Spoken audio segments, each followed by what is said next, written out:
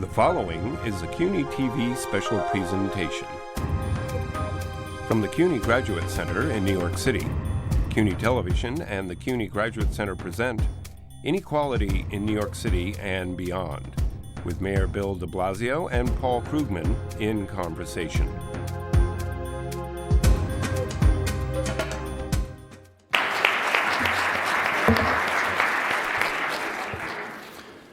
Good evening. My name is Chase Robinson, and I'm the president of the Graduate Center, and I have the great privilege of welcoming you to the Graduate Center of the City University of New York. What is the world's greatest threat?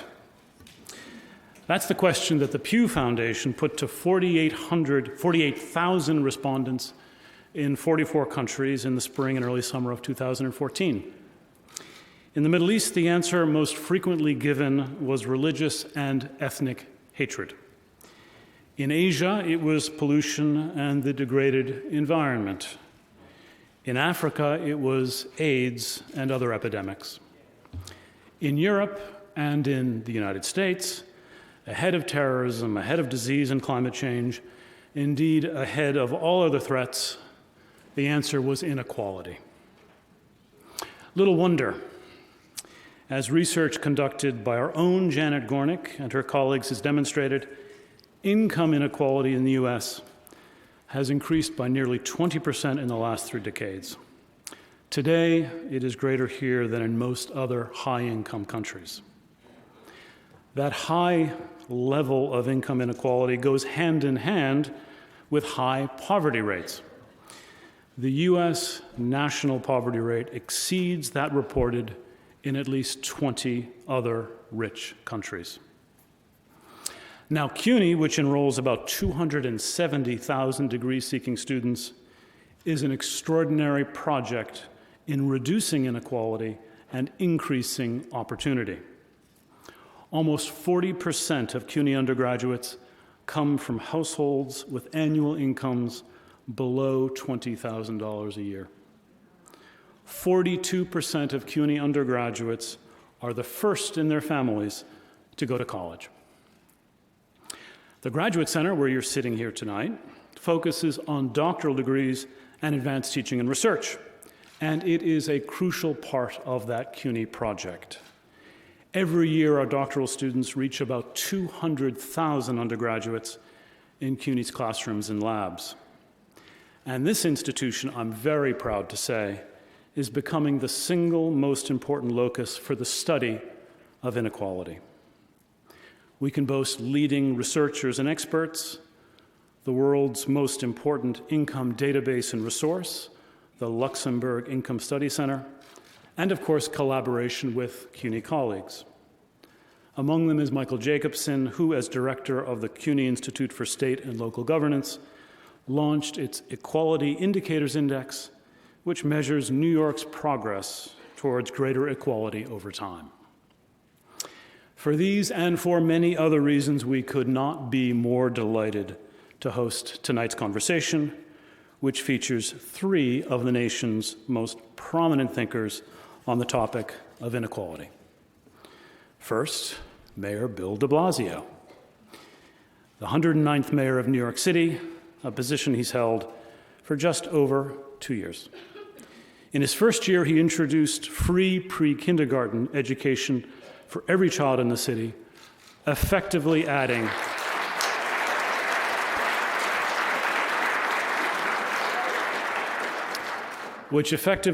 another year of schooling for some 65,000 students, including half of New Yorkers' homeless children. As the New York Times editorial board put it, no other city has done something so big, so quickly, and it would not have happened but for Bill de Blasio. In his own words, inequality is something that I'm going to speak about every chance I get and everywhere I go, because this is a crisis facing our nation and our city. Well, Mr. Mayor, there is no better time than tonight, or no better place than where we are now. Thank you for coming. The mayor is joined on the stage by 2 faculty members from the Graduate Center. Paul Krugman is a Nobel laureate, New York Times columnist, he's an author, he's distinguished scholar here at the List Center, and he's distinguished professor in the PhD program in economics. He's been called the most important political economist in America. Perhaps more tellingly, he's also been called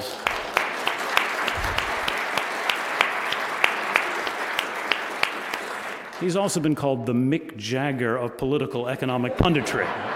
That's pretty cool. He is the author of numerous best-selling books, including I Can't Go No Satisfaction. Actually, that's not a book of his. End This Depression Now, his most recent book. Janet Gornick is professor of political science and sociology and director of the List Center here at the Graduate Center. For over 30 years, Janet has been a leading researcher and educator in the field of American social welfare policy, especially as it affects families. Her most recent book, co-edited with Marcus Yunti, is Income Inequality, Economic Disparities, and the Middle Class in Affluent Countries. Now, I will note in closing the following. Paul and Janet share more than a commitment to the study of inequality or adjacent offices here at the Graduate Center. CUNY's mission is to educate the children of the whole people. Both Paul and Janet are children of CUNY. Paul's dad, David, attended Brooklyn College, and Janet's father, Fred, was an alumnus of City College. Fred, who used to sit in the front row, beaming very proudly as his daughter performed on this stage, passed away on October 22nd. I take the liberty of dedicating the night's event to the memory of Fred Gornick. Now,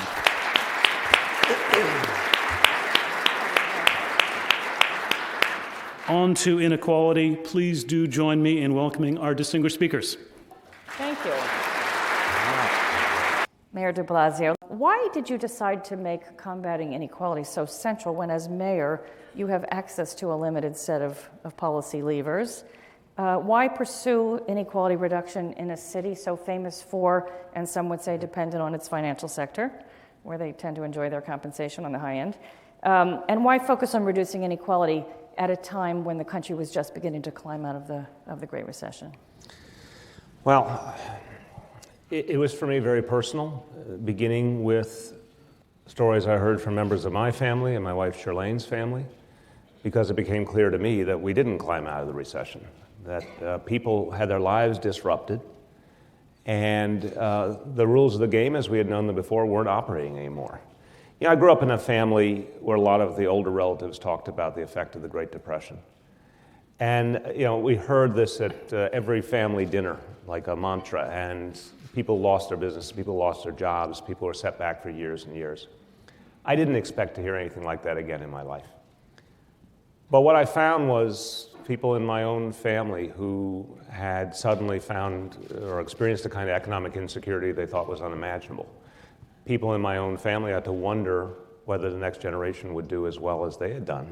And even for Shirlane and I, we have great confidence in Dante and Chiara and their possibilities, but we see, you know, some limits on them that we didn't have. And both our children were early on just independently obsessed with concern about college debt in a way that we weren't. So I saw a whole series of things happening very personally, but then I started to more and more hear it from just everyday New Yorkers, especially when I started running for mayor. You know, I kicked off my campaign in many ways substantively in October 2012, calling for a tax on people who made $500,000 or more to pay for the pre-K program. And that really was the beginning definitional moment of saying this campaign would be about fighting inequality and calling out some very hard truths that we were experiencing and the tale of two cities that we are still living in so many ways. After that, I found people, they didn't just tell me their stories, they like grabbed me by the arm to tell me they had lost their job, to tell me they could not afford their housing any longer, to tell me that they were desperately scared, or even if they had a little bit of savings, they didn't know if it would sustain them. So it became clear to me that something very different was going on in our city and our country. And it has to be talked about here. This is a place, you're right, there are some real disparities here, and there are realities here as the center of so much of the national and global business community, and certainly the finance community. This is the place where this debate has to happen. We have to make change starting here. Now, I contest respectfully that the limits on our tools, not to say that we can do what a state or a federal government can do, but to say that we have powerful tools. In fact, every government has powerful tools. Because if you can, depending on where you are, if you can give 500,000 more people paid sick leave like we did in this city, or in some places you can raise the minimum wage, and we're fighting to do that at the state level. Some cities have the power to do that themselves. Or if you can give 68,000 families free pre-K, which takes an expense of $10,000 or $15,000 a year off of them, or give middle school kids free after-school programs. I mean, all of these are ways of addressing inequality and lightening the burden. Obviously, no expense more important to New Yorkers than affordable housing. We have the biggest affordable housing plan in the history of any city in this country. These are the things we can do, but it does not, for a moment, replace what the federal government could and should do. And so I'll close this answer with this. I've been working with progressives around the country, and more we are forming common cause on issues of economic inequality. We started a coalition called the Progressive Agenda, and you can look it up at progressiveagenda.us. And the notion is to gather together elected officials, labor leaders, faith leaders, even some business leaders who understand that what's happening now in inequality is destabilizing this nation, to fight for the changes we need on the federal level. Higher taxes on the wealthy, more benefits for working people, paid sick leave, paid family leave, pre-K, higher wages, higher minimum wage. This basic prescription is what will reverse this rampant inequality, and it must be achieved at the national level. And I think the debate that's happening this year and last year, 2015-16, is a moment of profound change, and I would wager this to the whole audience this evening. I believe we're at the beginning of a sustained new progressive era in this country. I can see things happening in this debate right now nationally that were unimaginable just a few years ago. This issue, this impulse for change, is not cresting now. It is just beginning now. It is just beginning. And so we in New York City will show what one city can do to fight inequality. We hope it will also add to what is now a growing national movement to do this in every city and every state, and indeed to have our federal government join the fight against inequality. Paul, talk to us a little bit about why do you think this has happened now? Why not 30 years ago when the increase in inequality began? Why has it sustained itself? We were all saying 5 years ago this is never going to last. And I think my final question for you is, are your fellow and sister economists paying attention? Okay, so first I have to say sometimes these days I find myself feeling rather old. Because the truth is, it's a little bit more complicated. It was not that inequality was ignored. It has had ebbs and flows. It was surprisingly, I think for younger people probably don't remember, I'm not even sure older people remember, but it was a surprisingly big issue in the early 1990s. It was a pretty big theme in the 1992 presidential election. You may remember Bill Clinton saying, 70% of the gains have gone to 1%, which happens to have been my number. But anyway,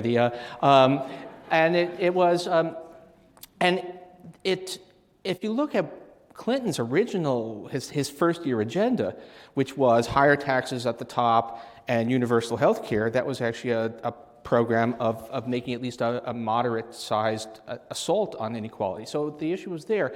It faded away partly because the health reform crashed and burned, but also because the 90s was a good decade, because during an economic boom that, although it was very disproportionately still going to the top, it in fact did produce a substantial rise in living standards, a substantial rise in median income and wages, so that it kind of faded out. It was also, may I say, a boom that was driven by technology. Felt almost like capitalism was working the way it was supposed to. It wasn't actually, but it looked like it was. Then after 2000, we were a little bit distracted by terrorism and wars and so on.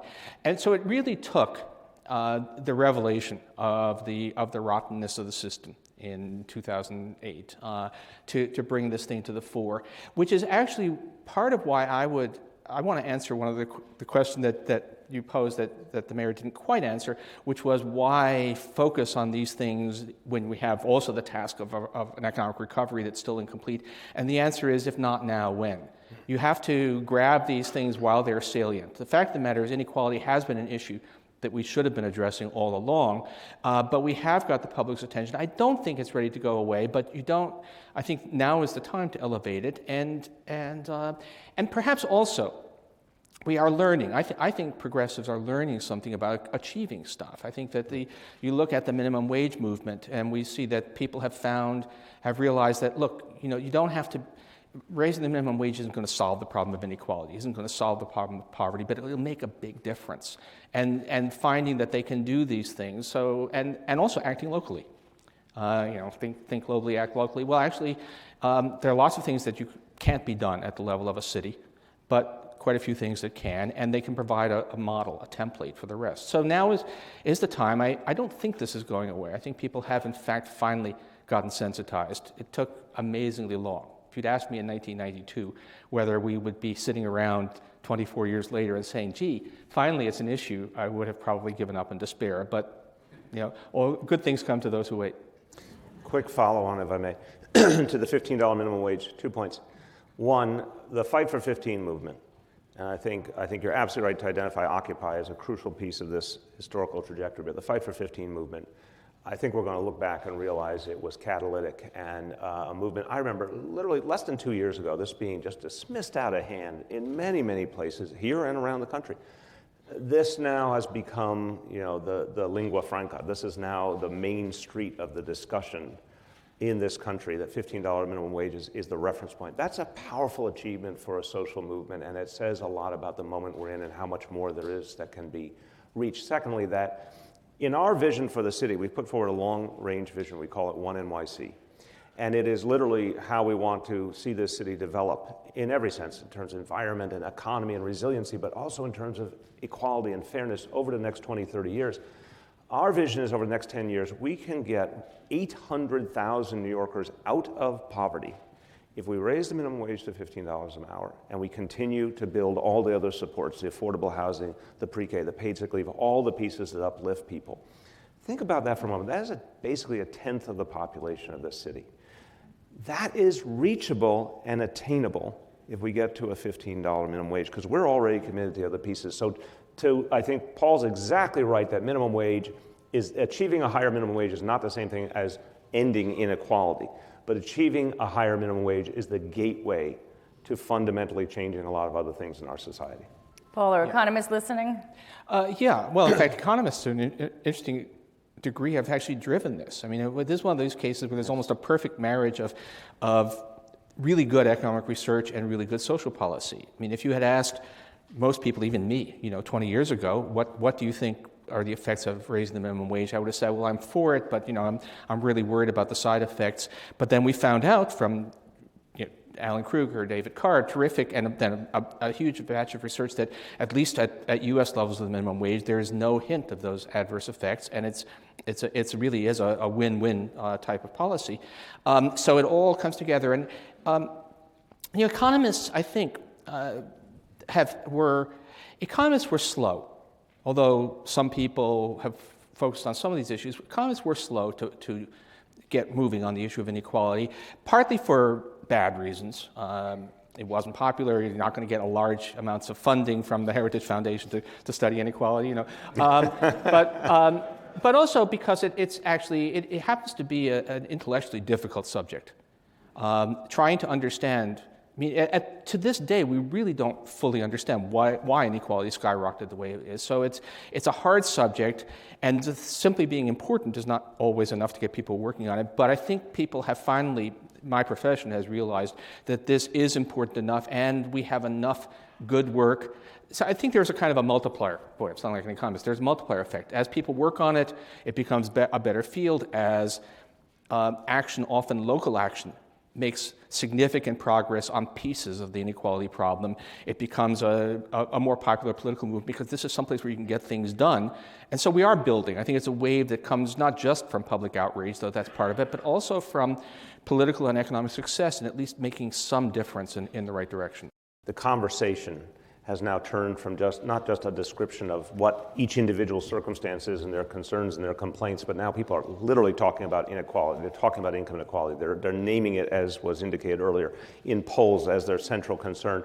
There was a very uncomfortable moment in one of the recent Republican debates when the moderator said, how do you respond to this polling information that says 68% of the American people want higher taxes on those who earn $1 million or more? 68%, that's not just Democrats and liberals. And we see very interestingly that this is cutting across traditional ideological and regional and partisan boundaries. So I think it's become an American values question, that this kind of inequality doesn't comport with what we understood our country to be. It doesn't with how it was founded, what we've been told all our lives are the values and our opportunities to have real access to meaningful opportunity. This is now grating against people's sense of who they are and who the country is. And that's why I predict much bigger changes, because I think it has now become very personal and very cultural. Wonderful. I might add, we also have much more data and better data than we had 30 years Of course, better data. Self-serving comment, but it's true. Mayor de Blasio, why did you decide to make pre-K so central to your campaign and administration? Of all the things that could be done and done fast and done truly universally, this is one of the things that would have the greatest impact. In the immediate foreground, it fights inequality because, again, for a single child in this city, it will cost you $10,000 to $15,000 to get full-day pre-K. If you couldn't get it in a public program that existed previously, it would cost you that kind of money. For working people and middle-class people, that is an unbelievably big bite out of their budget. Multiple children in a family over years, you can imagine how that adds up. So there's an immediate, tangible impact. And, of course, freeing up time for people to work, who previously were constrained because they didn't have good options for their children. When we came into office, 20,000 kids had full-day pre-K. Today, 68,500, almost 50,000 more. And we said, and part of what, we found plenty of constraints, we found plenty of problems because the system wasn't geared to doing something on such a mass level. It literally was adding a whole nother grade to our school system, but there was no constraint that couldn't be overcome if we said this was our number one priority. A simple, easy leadership lesson. If you say something's your number one priority enough times, everyone around you starts to believe it. And they do things they wouldn't normally do. And so we just stayed very on message and moved the bureaucracy. But the other thing I'd say is the longer term impact on fighting inequality. So this is sort of a key twofer. In the here and now, a family gets some major budgetary relief and a parent can work who might not have been able to work before. But going forward, that child who is 4 years old today, when they graduate high school in 14 years or college in 18 years, they are going to be, I believe it in many, many cases, because they got that early child education foundation, they're going to be in a much stronger situation. They're going to be much better educated. I also think a lot of kids are going to graduate high school or get to college because they got that foundation. A lot of kids are going to not be, unfortunately, diverted into negative life choices or negative outcomes because they got that foundation. And what you see, if you go to a pre-K classroom, not only is it the great equalizer, because this is a truly universal program, every kind of child together, you can tell early on, I don't need the research to know this part, you can tell it is hope-inducing for both child and parent alike. These kids get engaged very early, and they learn how to learn, and they learn how to love learning. And then that has an amazing multiplier effect going forward. And I think there's something important about values. Everyone in America says that they favor equality of opportunity. Yes. Now, many of them don't actually mean it, but as the line goes, hypocrisy is the tribute vice pays to virtue, right? That no one in American politics dares say that he's against equality of opportunity. And here's something which is so very clearly about equality of opportunity. It's something you can do. And it works. I mean, we can even there is. I don't think we know. We don't know yet how your program is going to work, though I'm quite sure that you're right. But there's lots of evidence that early things, nutrition, healthcare for children, even in the narrowest sort of, I don't care about people, just fiscal sense, well overpays for itself, that it makes more productive citizens who pay more taxes later in life. So this has got, and this is one of the things where, yeah, you can really, I think it's important to have success stories, and it is something where we can say, look, this is the story we tell ourselves about America. It is the place where anyone can make their way. And if we say, well, look, here's something we can do that makes that closer to actually being true, it's something you can make actually happen? Yes, we've been evaluating it, as you asked that question too, and we're very pleased with what we're seeing, the real immediate impact it's making. And we're hearing from a lot of teachers at the kindergarten level what that first year of pre-K meant in terms of a whole class of children ready to learn at the next level. So we're seeing great results in terms of qualitative consistency across our programs. There's always more to do, but very satisfied qualitatively. Quantitatively, there's still more kids who could take advantage of it, and we still have work to do at the community level convincing parents that this opportunity is extraordinarily important for their kids. So please, anyone out there who knows a parent with a 4-year-old starting this September, make sure they know about free pre-K. But the other thing I want to say is this is an interesting issue because it has tremendous bipartisan potential. After New York City, we're very proud of what we've done. A few other cities have done amazing things. But the next place you think about is the state of Oklahoma, Exactly. which has been a leader on pre-K, which happens to be a very red state. Equal fervor there. This may be one of those issues in terms of fighting inequality where we could start to find some bipartisan consensus. In a column that you wrote, which I think attracted a bit of attention, you were writing about differences in economic and population growth, economic development and population growth across regions. And you wrote limits on building height in the cities, zoning that blocks denser development in the suburbs, and other policies constrict housing on both coasts. Meanwhile, looser regulation in the South has kept the supply of housing elastic and the cost of living low. So conservatives' complaints about excess regulation and intrusive government are not entirely wrong. Could you say more about that, somewhat surprising from you, say more about that and clarify what you see as the policy implications for the mayor's administration? Okay, so just to say right away, no, we don't want New York to turn into Houston or Dallas, right? That's not the goal. No, but there is something. If we step back at the national level for a moment, and what you see is that there's a peculiar and I think fundamentally dysfunctional dynamic, which is population in the United States does not flow from highly productive, not from low productivity parts of the country to high productivity. It's actually the reverse.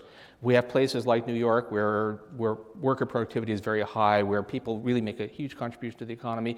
But on balance, people flow out of those regions into places like the South and the big sprawling metro areas where housing is cheap. And now, to some extent, okay, New York is an enormous city. An enormous metropolitan area. It's never going to be as cheap a place to live as a much smaller city, but it doesn't have to be as expensive as it is. It is possible to build higher. This is a little thing I've been tracking. If we look at not overall population density, obviously the number of people in metropolitan New York has gone up over the years, but if we ask how dense is the district in which the average person lives, it's actually been declining, not dramatically, but a little bit. We actually have been seeing declining population-weighted density, which is saying, look, it's just one indicator that we could be building more. We could be building more housing. Now, New York, actually, let me say two more. One, an economistic thing, and then I can segue it, I think. There is when people, for whatever reason, for their neighborhood, when they oppose increased development, more housing, there are reasons for that, but they are also, in fact, imposing what we would call an externality. They're imposing a cost, in some ways, on the rest of the population of New York. They're making housing more expensive because it's limiting the supply, and housing happens to be one of those things. If you make housing more expensive, that actually does increase effective inequality because the people with lower income spend a higher share of their income on housing. So it is somewhat exacerbating the inequality problem. NIMBYism, if you like, has some adverse effect. Now, there are also other kinds of externalities, congestion, noise, crowding out the light, which a city like New York has to take into account. But I think there's lots of reasons to think that we could change that balance. And in particular, because New York is such a high productivity, such a desirable place, it can make deals. It can basically say, look, we will let you do a little bit more, we'll let you go higher, we'll let you go denser, but you have to provide affordable housing, which is what you're trying to do, of course. This is something, it's not going to be a completely zoning free, it shouldn't be, like some cities out there, but it can be more. We can have more people, we can have density that will make the city a better place and also make it a place that's more affordable for ordinary people. Which is the program. I mean, it is the program. We agree, as is so often true. So right now we're debating something in this city It's a proposal I strongly believe in called mandatory inclusionary zoning. And despite that sexy title, it is a very important thing. Keyword mandatory. Our view is that since the public sector controls the spigot of development in many ways, not entirely, because there certainly are areas of this city where there's a right for a certain amount of development to occur that we don't get to intervene on. But when there are so many opportunities in the public sector to determine the shape of development on behalf of the people, there should be an ironclad requirement on the real estate industry to create affordable housing. Literally, if we don't get affordable housing, you don't get to develop. It's as simple as that. And so this concept of mandatory inclusionary zoning puts a clear set of rules in place that simply require affordable housing as part of anything that's created within certain contexts. So why I think this is so important is it picks up on what Paul is saying. I felt this contradiction as someone who represented communities in Brooklyn in the city council, and they happened to be, many of the communities were places that people were doing reasonably well. They weren't the biggest or sort of tallest, densest areas. And people, I think, with a full heart, professed progressive beliefs in an economically diverse city and in addressing the inequalities among us. And then when I said, great, we need to build affordable housing and that's going to take heightened density, shockingly, some people were like, well, wait a minute, I want to help people in need, but I don't want heightened density. And to be real with people, we're going to need a certain amount of heightened density to actually achieve the kind of affordable housing we need. My plan is for 200,000 units of affordable housing, 200,000 apartments. It's enough for 500,000 people. My affordable housing plan would provide affordable housing to as many people as live in all of Kansas City. And it's not enough. And I say it very openly. That's what we think we can reach over the next 10 years. But there's lots more need beyond that. But we have to have heightened density in the right places, not everywhere, not without rules, but in the right places to be able to achieve that. And the last thing that I would be comfortable with is freezing in place inequality. And I understand why it's such a painful and complicated discussion because, bluntly, this city has never come to grips with gentrification. We've never looked it in the eye and had a serious, sustained policy discussion about how we're going to confront gentrification. I'm trying to do that through my affordable housing plan and a lot of other approaches. But in fact, if we look at a stratified city and we look at a tale of two cities, it's our obligation to shake the foundations of that. That's why I believe in things like mandatory inclusionary zoning and a very aggressive role of government in creating affordable housing. Let me just add that wearing my economist hat, if I were going to ask where are the restrictions on development doing the most to reinforce or lock in inequality, it actually, although there is stuff, quite a lot that can be done in the city, it is, of course, the suburbs are where we really have, as a resident of Princeton, which I am no longer, but when I was, it was I had mixed feelings, of course, of, would I really want an apartment block down my street? But in fact, the zoning is ridiculously exclusionary in a lot of the suburban areas. How would raising the minimum wage affect inequality? And also say a little bit about the question we would hear all the time, can the market tolerate $15 an hour? What do you say to critics who tell you that employers will lay off, cut hours, or raise prices? Okay, so this is one of the, I'd say it's one of the most studied and one of the best studied issues in economics because it turns out we have lots of natural experiments. This is what began with Card Kruger when New Jersey raised its minimum wage and Pennsylvania did not, and not in the same year anyway. And so you could just look what happened to employment in adjacent areas. And the answer was, to their surprise, nothing. And we now have many, many examples because we have a federal system, because we have minimum wages set at the state and sometimes the city level. We have many cases where minimum wages are changed, and no one has ever been able to find any real evidence. And we think we know why. We think that labor markets are not like the market for wheat. They're supply and demand, sort of, but actually we are dealing with people here.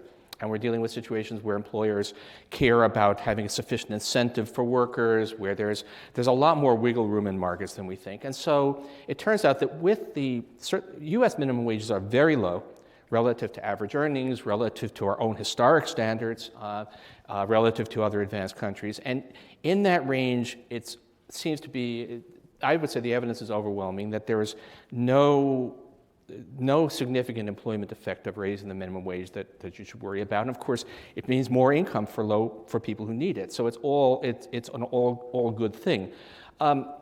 Now, if you would ask, well, I mean, I don't think even the most progressive economists in there would be in favor of a $40 minimum wage, right? We know that there have to be some limits.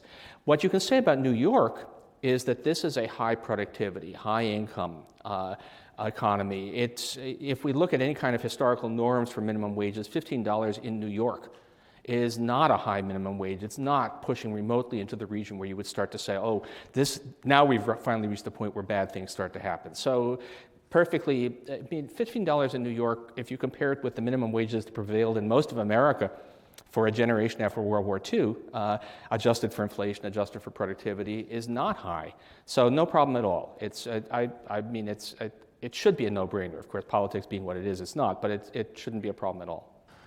The minimum wage we've had for years has been out of step with the reality of the cost of housing and the cost of living here. So I think one of the powerful things about the Fight for 50 in this whole discussion is it's getting us back to the concept of minimum wage is supposed to be the thing below which we do not think working people should have to live, that we should not subject people to a wage that they cannot actually live on, at least essentially. And in that way, this is a very healthy debate because it's redefining our notion of fairness. I've heard all these arguments 1,000 times about the negative effects. Paul's made the point that they were not proven. But you know, to me, the kicker has always been, so okay, what's the alternative? Have people make less money than they can afford to live on, and we're going to make it up with welfare programs? You know, that's not productive, that's not effective, that's not fair. But it's kind of been a lie to suggest that we should somehow exist with a minimum wage that people can't live on. I think that was a broken concept that actually we all allowed to happen for too long. And you sound fairly optimistic about the politics. I think you're going to see good dominoes falling, more and more states and localities acting. I think at a certain point it's going to make federal action inevitable based on what I'm seeing now. In the state of New York, this is going to be a real fight. And anyone who cares about this issue should not take it lightly over the next few months, because there's still a Republican state Senate that is rabidly opposed to going all the way to $15, and we're going to have to fight hard to get there. And this state, it should be a no-brainer, but in fact, it's going to be a real fight. What comes next? Paid family leave? That's usually done at the state level, we know. What comes next? How far can the city go on protecting and improving working conditions and benefits for New York City workers? Two things we're doing right now. So the paid parental leave was for the 20,000 city workers that we could grant it to immediately, 6 weeks, fully paid parental leave. And that's for the birth of a child, adoption of a child, or when someone becomes a foster parent. And that's, of course, for any parent.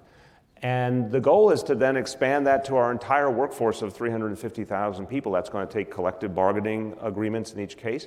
But you know, we've got a lot of enthusiasm from our labor unions to get this done, so I'm very, very hopeful that this will ultimately reach hundreds of thousands of people. We also announced a new initiative to create a retirement security plan that would be available to workers in the private sector in New York City businesses that they could buy into, because bluntly, there's a huge number of people in the city who have no meaningful retirement security plan whatsoever, and the private sector is no longer consistently providing that, nor are there sufficient federal and state options right now, so the city came forward with our own proposal that we hope will add that benefit for a lot of people. So from my point of view, it's continuing to build out the whole package, and to round it off to your point, look, what's the society we're trying to build? A higher wage level, paid sick leave, paid family leave, the actual retirement security, all of these pieces combined with affordable housing programs, combined with pieces like free pre-K and after school, which take, again, big pieces out of a family's budget, combined with a higher wage. And we're very proud of the fact we've increased to $15 the minimum wage for 50,000 city workers and nonprofit workers who weren't yet at that level. All of these pieces make, I think, each and every one makes a very major impact on a family's life. If you combine them, it's a huge impact. And that's why I'm so hopeful, and that's why we have a vision to get 800,000 New Yorkers out of poverty. But this is a city that has arguably the strongest local government anywhere in the country, the most social democratic local government anywhere in the country in terms of, you know, we're New Yorkers, and we've always assumed a big muscular government. I have an $82 billion budget and 350,000 employees. You know, that's what we think is the normal scale here. Most places locally don't have as much opportunity proportionally. That's why this extraordinarily powerful movement has to migrate from locality to state and ultimately to the federal level, because we can't put that package of change together that would actually start to break the back of inequality. We can't do that until we get to the federal level for most Americans. There's a prejudice, a carefully instilled prejudice against government doing stuff. Everybody, even self-identified Republicans, tends to favor things that let people get bigger rewards. And so things like higher minimum wage, more family benefits, those are things that tend to command remarkably broad support. It's really only the professional politicians on the right who are against it. Their own voters are actually for it, which again means that this is a very good place to work. So how are we going to get all this? We're going to have to tax the wealthy. We're going to have a truly progressive tax system. And two examples to me are powerful, and I'm going to be working on both of these. Closing the carried interest loophole and the Buffett rule. Simply put, famously Warren Buffett saying he pays a lower tax rate than his secretary. These are two ideas that when you talk to everyday people across the ideological spectrum, and I've talked to people in different parts of the country, these are really readily acceptable to people, very diverse constituencies can buy into, that hedge funders should not have a separate set of tax rules that benefit them and that they pay a lower tax rate than everyone else. That's a really straightforward notion. And the notion that working people should not pay a higher tax rate than the wealthy. Those two alone would provide tens of billions of dollars to actually start to fund some of these changes we need. And again, those could become crossover issues if this current political dynamic continues to grow, which, just on an action point, is why we should all be pushing this current political dynamic, because there's lots of potential action that could come from it. No, it's just, we actually had a little experiment, at the national level in 2013.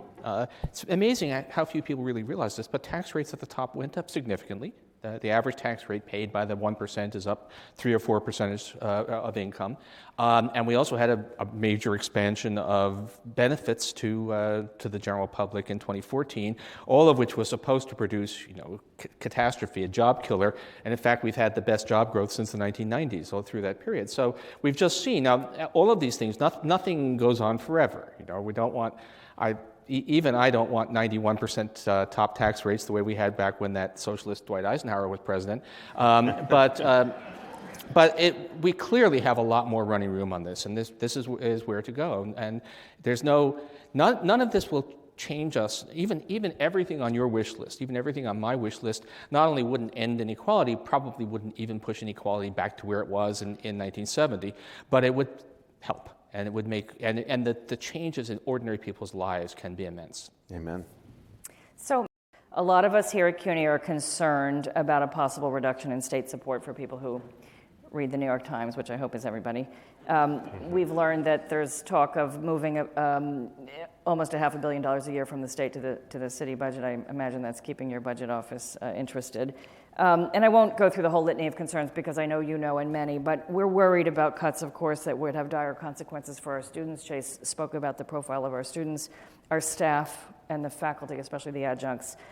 You've linked support for public higher education to this concept of inequality, to efforts to reduce inequality. We need something different. You've talked about CUNY as being at the heart of economic development for the city. So what do you see for the coming weeks and the long term in terms of public investments in the City University of New York?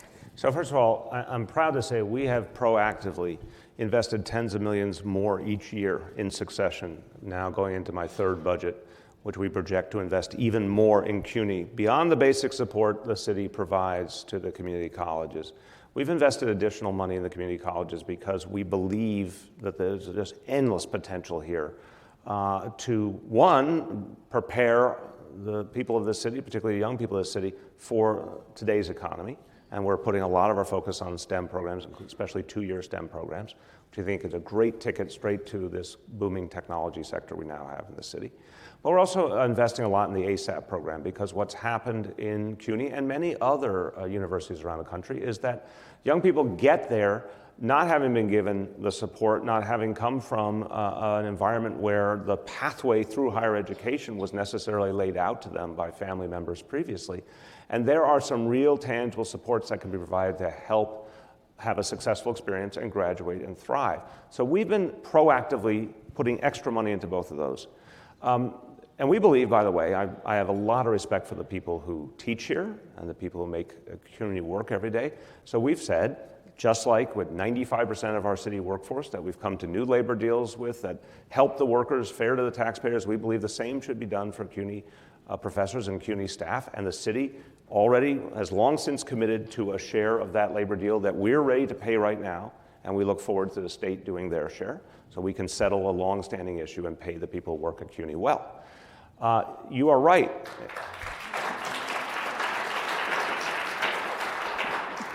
You are right. We were more than surprised when the state of New York proposed hundreds of millions of dollars that would be taken away from the state's obligation to CUNY and suddenly dropped on the city of New York. And I made very clear that that was not acceptable to the city of New York, and it's not acceptable to the people of the city of New York. It's not acceptable to a lot of folks in the legislature. We have been given the governor's word very publicly that that cut will not occur. And I've said I appreciate that, and we will hold them to it. And this will all come to culmination in the state budget on April 1st. But rest assured, there are lots of people in this city who will join with me to make sure that the state does not back away from its commitments to CUNY. But we really should have a bunch of public education graduates, and that's America. Amen. Janet's father, my father. How can we not honor that great tradition in our country? Amen.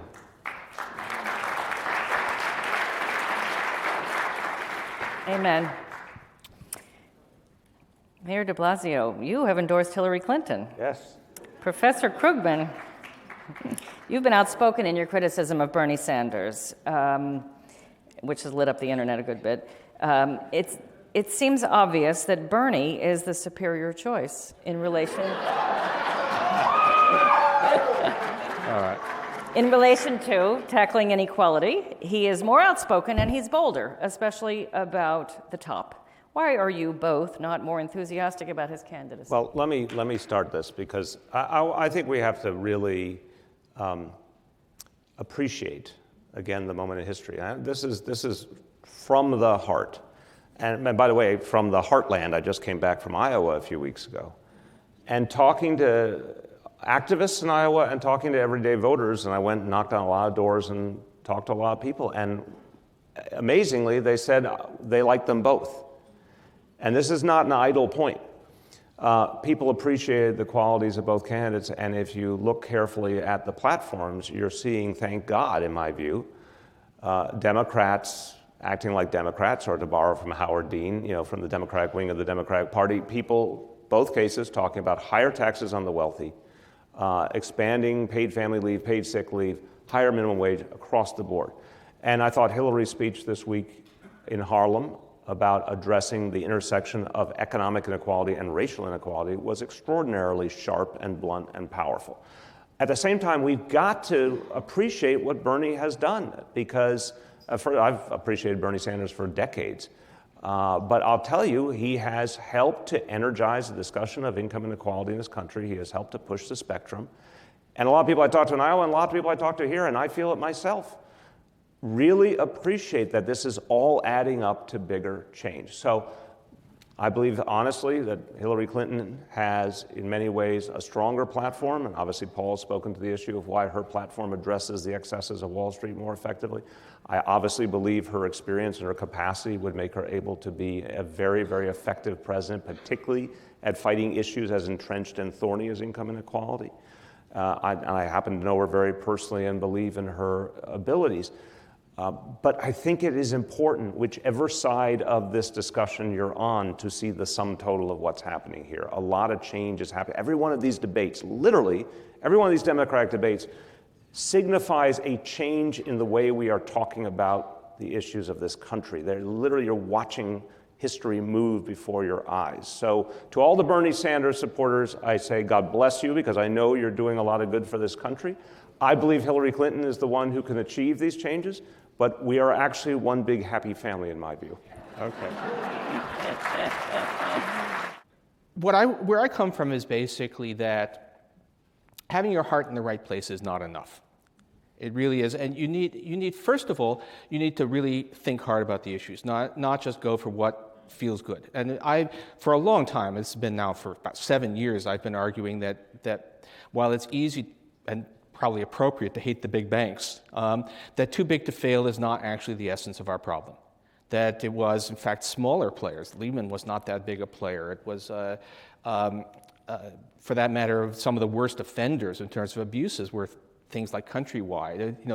Small banks, small financial institutions can be just as, in some cases, more evil than the big banks. So on financial reform, you really need to think hard about where the issues are. And I think on that issue, I'm sorry to say, I think that Sanders has to some extent gone for the easy slogan, and Hillary Clinton has been closer to the bone of what really is wrong.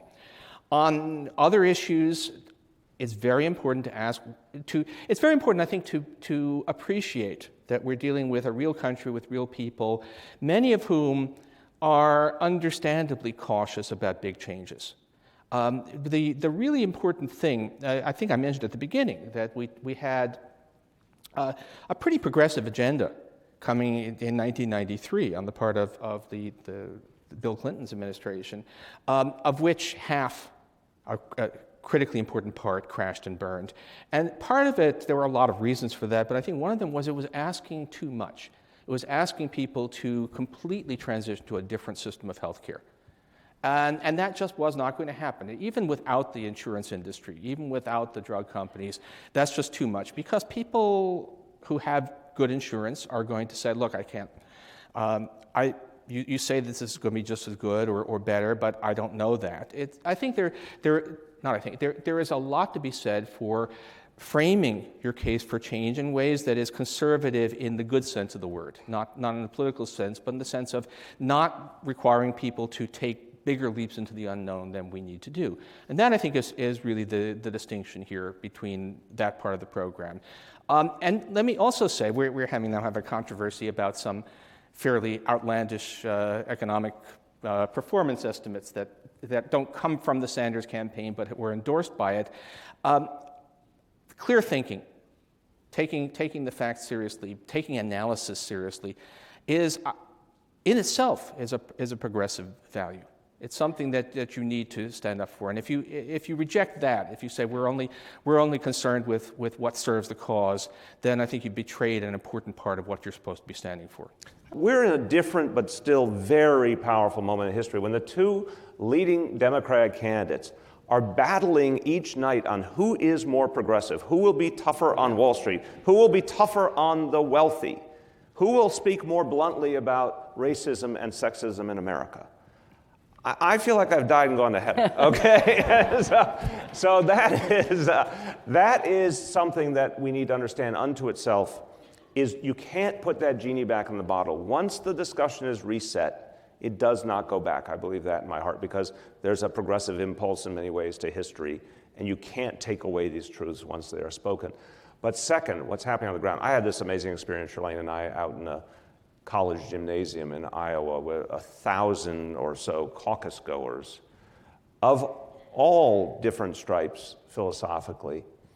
But the energy, the desire to change things right now was so sharp. And that's another genie that doesn't go back in the bottle. This debate is bringing out massive, intense participation for both Hillary and Bernie.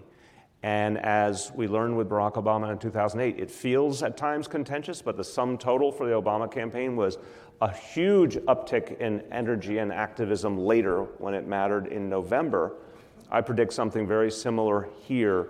This level of intensity and activism does not dissipate. It gets fed into a whole host of movements. And what those movements have to do is keep all of us to our promises. Paul, you've written a lot about the spectacle, dare I say, going on in the Republican Party. I think it's, an unusual period there. What are the lessons for lessons for progressives in what we're hearing on the Republican side? Hearing, seeing, experiencing. I think what we're learning, and this is to the extent, if there is what Mayor de Blasio is saying won't happen, but if there's a backsliding, if once again we have the push that, Democrats need to move back to the center again, what we're learning out is that even Republican voters don't care one bit about the classic modern conservative agenda. That there really is no one out except the handful of giant donors who thinks that cutting taxes on the rich is a great idea. That it turns out actually, I think the shock to the Republicans the last week or so has been, it turns out that nobody in the base cares about justifying the Iraq War. Their own party doesn't even believe in that stuff.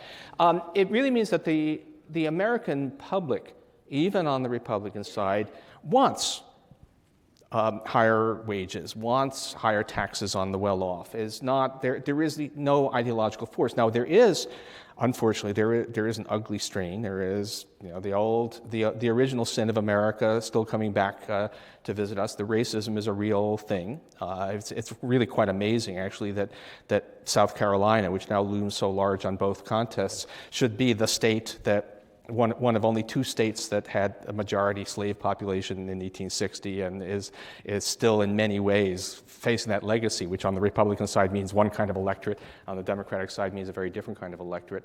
But no, we're seeing, it should be enormously encouraging. We are seeing that there are, if you like, there are no supply siders, there are no Reaganites out there in the real world. It's only party apparatchiks on the Republican side who believe in any of that, or at least are paid to claim to believe in that. And that means that the country is much more ripe for change, but it also means that the ugliness out there has not gone away. I think we're a much better country, a much less racist, much less xenophobic country than we were 30 years ago, but we ain't there yet. The conventional dynamics are changing constantly.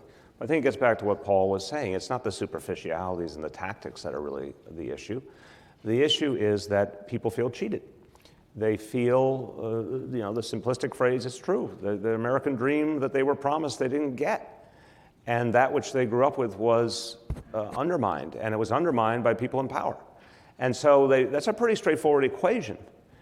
And they have a lot to recommend that theory when you look at the concentration of wealth and power in this country, and you look at the way the 1% dominates this country and its policies, like those hedge funders who have created such lovely tax rules only for themselves.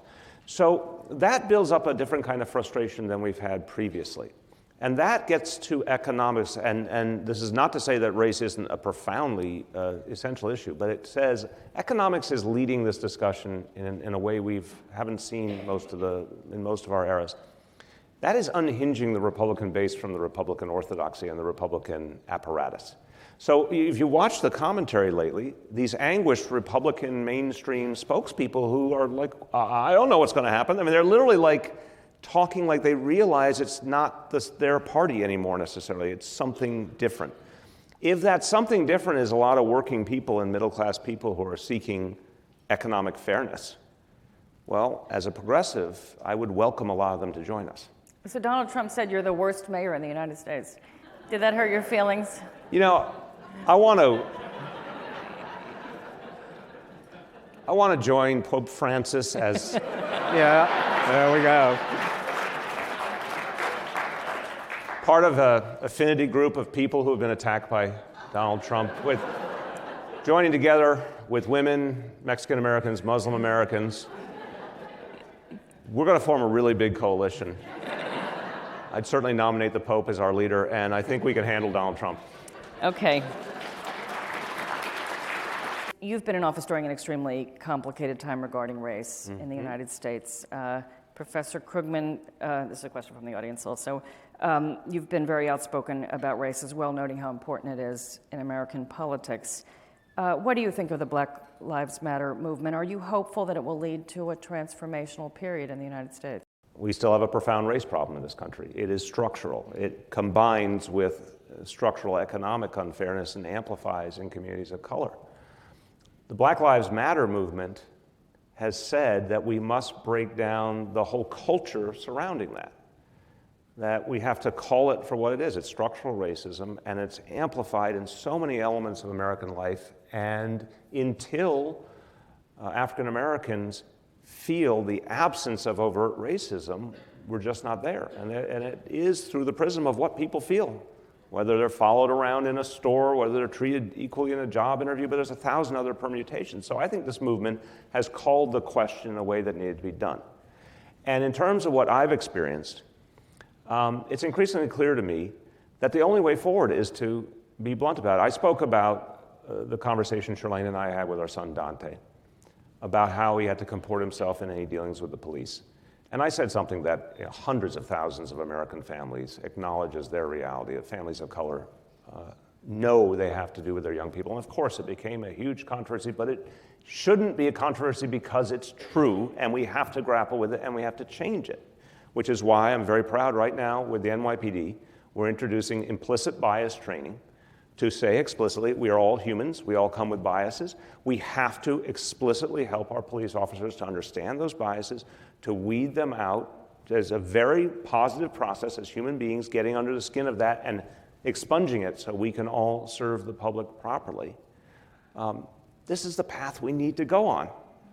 And I do think that this movement will be remembered as one that opened that door and finally got us to say a truth that we only said partially before. We say it fully, we can address it fully. Yeah, one of the things that Black Lives Matter is showing is that people on that side of politics, people on the right side of politics, if I may say that, I think that didn't violate Times rules, are feeling good enough about America, feel that we have as a nation made not enough but sufficient progress that we can come out of that cringe and we can confront these issues. And we are. Systemic racism is a very big thing, but it's nothing like what it once was. There was you will appreciate, as well I will, that I look at polling, and in the early 1980s, a plurality of the American public still disapproved of interracial marriages. Yep. Now think about how much progress we've made there, and what we're seeing now is that progress is not over, despite what may be going on to some extent in that other primary. That we're not going backwards. We are going to move forward. We're going to continue to become a better country, I think, on all dimensions. Amen. Here. On that note, Very I good have note. to bring us to a close. Thank you. All right. Optimistic. Yeah, there we go.